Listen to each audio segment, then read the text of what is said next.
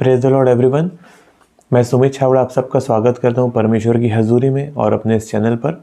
आइए आज के वचन के आशीष के लिए हम परमेश्वर से प्रार्थना करें। खुदा बाप, हम आपको धन्यवाद देते हैं आज के सुंदर समय के लिए। हम प्रार्थना करते हैं परमेश्वर पिता आज के वचन के लिए। आज का वचन हमारे जीवनों में 100 गुना फलों को लेकर के आने पाए। अंधकार की शक्तियाँ इस वचन को चुरा न सके। प्रभु यीशु मसीह के सामर्थ्य और महान नाम से हम प्रार्थना मांगते हैं, आमीन आमीन। हालेलुया। उत्पत्ति की पुस्तक 16वां अध्याय, उसकी 15वीं, 16वीं और 17वीं आयत को मैं पढ़ता हूं। हाजिरा को अब्राम के द्वारा एक पुत्र हुआ और अब्राम ने अपने पुत्र का नाम, जिसे हाजिरा ने जन्म दिया था, इश्माएल रखा। जब हाजिरा ने अब्राम के द्वारा इश्माएल को जन्म दिया, उस समय अब्राम 86 वर्ष का था। जब अब्राम 99 वर्ष का हो गया, तब यहोवा ने उसको दर्शन देकर कहा, मैं सर्वशक्तिमान ईश्वर हूं, मेरी उपस्थिति में चल और सिद्ध होता जा। आमीन। हालेलुया।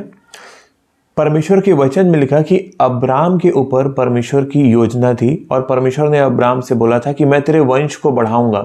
और लिखा अब्राहम जब 86 वर्ष का हो गया और उस समय तक उसको कोई संतान नहीं हुई, तो उसकी पत्नी सारा ने उसको बोला कि मेरी बॉडी में कोई फिजिकल मुझे प्रॉब्लम है और इस वजह से मैं कंसीव नहीं कर पा रही हूँ, तो तू ऐसा कर, मेरी सर्वेंट के पास जा जिसका नाम हाजिरा था और उसके साथ तू रिलेशन बना और मेरे लिए संतान पैदा कर।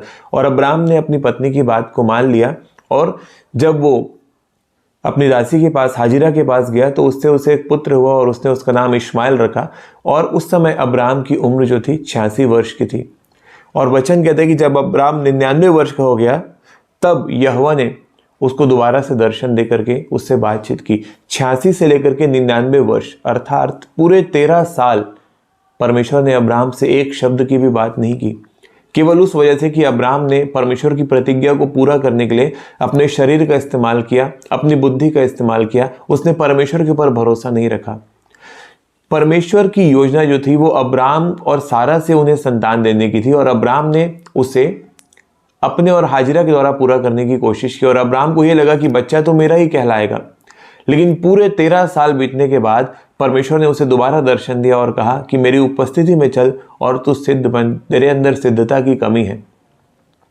परमेश्वर अपनी योजनाओं को कभी भी नहीं बदलता। हमारे अपरिपक्व स्वभाव की वजह से या वचन को तोड़ने मरोड़ने की हमारी आदत की वजह से परमेश्वर की योजनाएं जो हमारे जीवन के लिए होती हैं वो पोस्टपोन हो जाती है। और इस ड्यूरेशन में, जबकि परमेश्वर अपनी योजना को पोस्टपोन कर चुका है, इस ड्यूरेशन में अगर हमारा आत्मिक पतन हो गया, हमारी आत्मिक गिरावट हो गई, तो परमेश्वर उस योजना को हमारे ऊपर से शिफ्ट करके दूसरे व्यक्ति के ऊपर भी कर सकता है।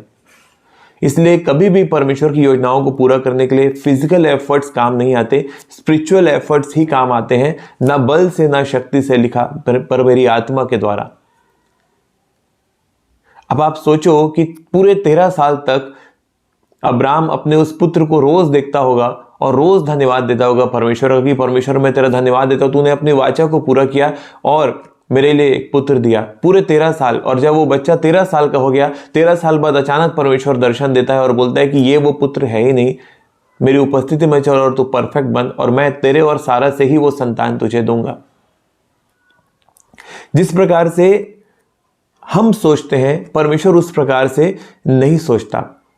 अगर आज आप वचनों को तोड़ोगे मरोड़ोगे, अगर आप आज वचन में कुछ फेरबदल करोगे या आज्ञाओं को तोड़ के कुछ काम करोगे, तो एक आपको स्वर्ग से आवाज नहीं आएगी, ना ही स्वर्गदूत आकर के आपके हाथों को पकड़ेगा। क्योंकि परमेश्वर ने आपको फ्री विल दी है, उसने आपको स्वतंत्र इच्छा दी है और बुद्धि और विवेक दिया है। आपको डिसाइड करना पड़ेगा, आपको वचन को पहला स्थान देना पड़ेगा और आपको मेक श्योर करना पड़ेगा कि आप वचन को तोड़ नहीं रहे हो। आपके अंदर आत्मिक बुद्धि का होना बहुत ज़्यादा ज़रूरी है परमेश्वर की योजनाओं को परमेश्वर के तरीके से पूरा करने के लिए। अगर आपके अंदर आत्मिक बुद्धि की घटी है, आप परमेश्वर से मांगो, परमेश्वर आपको देगा। परमेश्वर के वचन को तोड़ने मरोड़ने की हमारी आदत का प्रभाव हमारी आने वाली पीढ़ी के ऊपर पड़ता है और वो उसका परिणाम भुगतती है।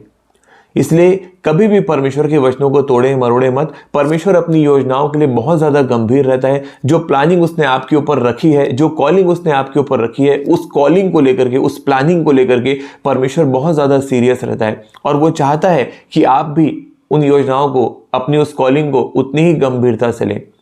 इसलिए परमेश्वर के वचनों को प्रथम स्थान दें, स्पिरिचुअल तरीकों को समझे, परमेश्वर किन आत्मिक तरीकों का इस्तेमाल करता है, किन आत्मिक विधियों का इस्तेमाल करके किन आत्मिक कड़ियों को वो आपके जीवन में जोड़ता है, उनको आप तभी समझ पाओगे जब परमेश्वर की डिवाइन विजडम आपके अंदर काम करेगी, जब होली स्पिरिट उन चीज़ों को आपके ऊपर अनफोल्ड करेगा। इस चीज़ के लिए प्रार्थना करें। आपका प्रेयर पॉइंट ये होना चाहिए, और नहीं तो आपके ऊपर जो योजनाएं हैं वो पोस्टपोन होंगी। हो सकता है इस बीच में अगर आपने स्पिरिचुअल कोई ऐसा काम कर दिया या आपका स्पिरिचुअल डाउनफॉल हो गया तो वो योजनाएं कैंसिल भी हो सकती हैं, किसी दूसरे व्यक्ति के ऊपर शिफ्ट भी हो सकती हैं। मैं जानता हूं आज के वचन के द्वारा परमेश्वर आपसे बात कर रहा है और आप अपनी कॉलिंग्स को लेकर के गंभीर होगे। परमेश्वर की योजनाएं जो आपके जीवन में हैं आप उन्हें गंभीरता से लेंगे और उन योजनाओं को पूरा करने के लिए आप फिजिकल एफर्ट्स नहीं बल्कि स्पिरिचुअल तरीकों का इस्तेमाल करेंगे।